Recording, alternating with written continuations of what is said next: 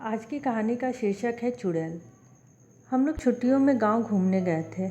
मैं, मेरे पिताजी, माँ, बुआ, भैया, हम लोग सब एक साथ मिलकर गांव घूमने गए। काफ़ी साल हो भी गया था गांव गए। गांव में हमारा पुश्तैनी मकान था। मुझे अच्छी तरह याद है, गर्मियों का मौसम था, मानसून भी दस्तक दे रहा था। गांव के खेतों में घूमना, आम के बगीचे में जाकर आम तोड़ना, जान पहचान वालों के घर जाना, ये सब मुझे बहुत पसंद आ रहा था। गांव में हमारे ताऊजी रहते थे। हम लोग उन्हीं के घर गए थे। सारा दिन आम के बगीचे में लगे झूले में झूलना मेरी और मेरी बहन को बहुत पसंद आ रहा था। गांव में बिजली ना होने की वजह से रात का भोजन माँ और बड़ी बहू मिलकर जल्दी ही बना लेती थी। फिर हम लोग चारपाई निकाल कर बाहर बैठते थे। रात का खाना जल्दी खाकर जल्दी सोना भी पड़ता था, क्योंकि गांव के लोग जल्दी सोते थे, क्योंकि उन्हें सुबह जल्दी उठकर खेतों पे जाना पड़ता था खेती करने के लिए। ताऊ जी भी तड़के सुबह ही निकल जाते थे।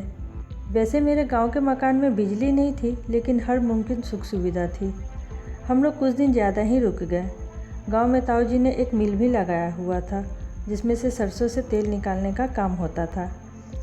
पिताजी, माँ और भैया गांव में कुछ दिन रुककर शहर वापस आ गए। मैं और मेरी बुआ गांव में ही रुक गए। हमारे गांव में हर कोई बारी बारी से अपनी खेतों की रखवाली के लिए जाया करते थे। एक रात ताऊ जी की बारी आई। वो भी खेत की रखवाली के लिए रात को निकल पड़े। आधी रात को दूर उन्हें एक हल्की सी रोशनी दिखाई दी और कुछ लोगों का शोरगुल भी सुनाई दे रहा था। रात काफ़ी थी और अंधेरे की वजह से ताऊ जी कुछ देख नहीं पाए। थोड़ी देर के बाद शोर शांत हो गया तो ताऊ जी भी निश्चिंत हो गए। सुबह घर आकर ताऊ जी ने सारी बात बताई। तब हम लोगों ने इस बात को यह सोचकर अनसुना कर दिया कि खेत में शायद कोई जानवर घुस आया हो। अगले दिन बगल वाले घर के लोगों की बारी थी खेत की रखवाली के लिए। उन्हें भी वही सब सुनाई दिया जो ताऊ जी को सुनाई दिया था। धीरे धीरे बात गांव में आग की तरह फैल गई।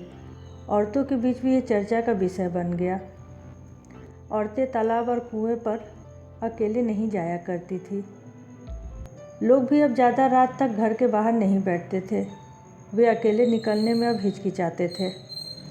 अगल बगल के गांव में भी ये चर्चा का विषय बना हुआ था। एक दिन ताऊ जी और अगल बगल के कुछ लोगों ने एक रात खेत पर गए तो उन्हें फिर से शोरगुल की आवाज़ आई। ताऊ जी और वो लोग उस शोर की दिशा में चले गए। चलते चलते वो काफ़ी दूर निकल गए। तभी अचानक उन्हें याद आया कि वो अपनी गांव की सीमा तो बहुत पहले ही पार कर चुके हैं। शोर भी अब बहुत दूर से आ रहा था। वो फिर और आगे निकल गए। धीरे धीरे उन्होंने जान लिया ये ज़रूर कोई अनहोनी घटना है। वो लोग उल्टे पांव गांव की तरफ भागे, मगर वो अनजाने में इतनी दूर निकल गए थे कि उन्हें लौटते लौटते भोर हो गई। वो किसी तरह घर पहुँचे। वो लोग काफ़ी डरे और घबराए हुए थे, लेकिन अभी तक ये किसी को समझ नहीं आ रहा था कि आखिर ये माजरा क्या है। अब तो गांव के बच्चे बूढ़े भी काफ़ी डरे और सहमे हुए थे। लोगों को लगा जैसे भूत प्रेत या कोई चुड़ैल का मामला है, जिससे गांव वाले डरे गए और सारा गांव परेशान था। गांव वालों ने मिलकर एक तरकीब निकाली। कुछ गांव वालों ने मिलकर शाम को उस दिशा पर जाने का निर्णय लिया जहां से ये शोर की आवाज़ सुनाई देती थी। वे लोग अंधेरा होने के पहले ही उस जगह चले गए जहां से ये आवाज़ आती थी। जिसको जहां जगह मिला वो छुप गया। कोई भूसे के ढेर के पास छुप गया, कोई दूर किसी पेड़ के पीछे छुप गया। उस जगह जहां से आवाज़ आती थी वहां एक बहुत बड़ा पेड़ था। वो भी सूखा हुआ।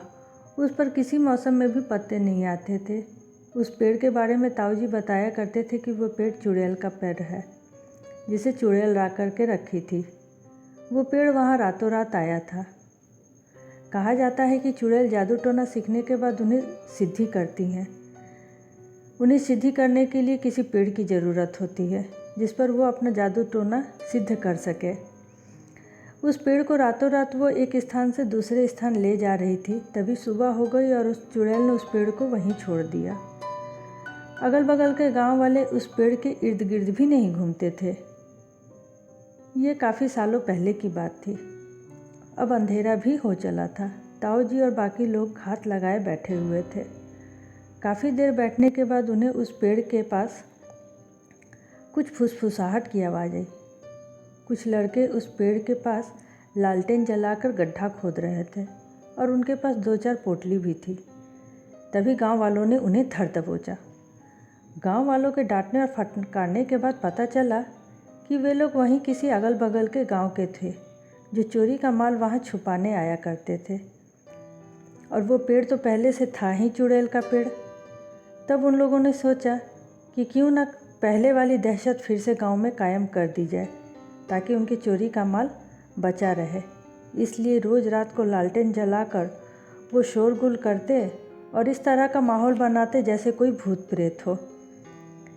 अगर उस तरफ कोई जाता भी तो ऐसा माहौल बना देते थे कि उस तरफ कोई दोबारा जाता ही नहीं था। गांव वालों और ताऊ जी की सूझबूझ से गांव का ये डरावना मामला तो शांत कर दिया गया। गांव वाले अब निश्चिंत हो गए, फिर से पुरानी दिनचर्या पर आ गए। मैं और मेरी बुआ ये दिलचस्प कहानी लेकर शहर वापस आ गए।